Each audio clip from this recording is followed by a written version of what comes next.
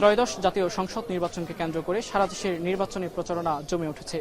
তবে ঢাকা শহরের যেসব আসনগুলো রয়েছে সেসব আসনগুলোর ফোকাস রয়েছে সারা দেশের দিকে। এবং আপনারা দেখছেন যে এই মুহূর্তে আমি রয়েছি ঢাকা ৯ আসনে, এবং এই আসনটি ঢাকার অন্যান্য আসনগুলো থেকে অত্যন্ত গুরুত্বপূর্ণ একটি আসন, কারণ এই আসনটিতে এবারে নির্বাচন করছেন স্বতন্ত্র প্রার্থী তাসনিম জারা। এবং এই তাসনিম জারা জুলাই গণ অভ্যুত্থানের সামনের সারির একজন নেতৃত্ব ছিলেন, এবং তাসনিম জারা একসময় এনসিপিতে ছিলেন এবং তারপরে তিনি এনসিপি থেকে বেরিয়ে এসে স্বতন্ত্র নির্বাচন করছেন এবং তার মার্কা হলো ফুটবল। এবং তিনি নিয়মিতই নির্বাচনী গণসংযোগ চালাচ্ছেন এবং তার এই নির্বাচনী গণসংযোগে তিনি ভোটারদের দ্বারে দ্বারে যাচ্ছেন এবং নানান ধরনের প্রতিশ্রুতি দিচ্ছেন। এবং এসব প্রতিশ্রুতির মধ্যে তার যে ইশতেহার ছিল সেই ইশতেহারে মোট 6টি তিনি প্রতিশ্রুতি দিয়েছেন। তার মধ্যে এলাকার জলাবদ্ধতা থেকে শুরু করে নানান ধরনের সমস্যা এবং বিভিন্ন ধরনের নিরাপত্তা থেকে শুরু করে আরো বিভিন্ন ধরনের সমস্যা তিনি তুলে ধরছেন।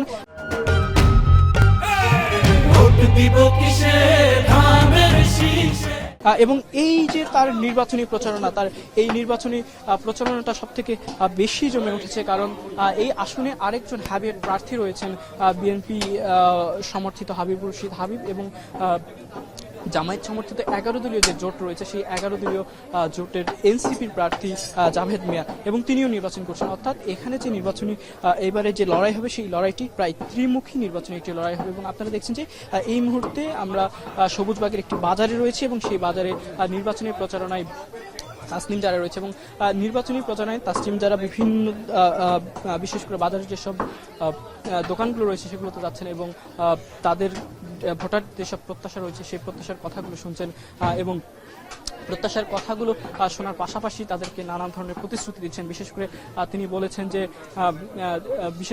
তিনি বলেছেন যে এই এলাকার যে সরু রাস্তা থেকে শুরু করে আরও যেসব বিষয় রয়েছে সেসব বিষয়ে তিনি সমস্যার সমাধানে প্রতিশ্রুতিবদ্ধ।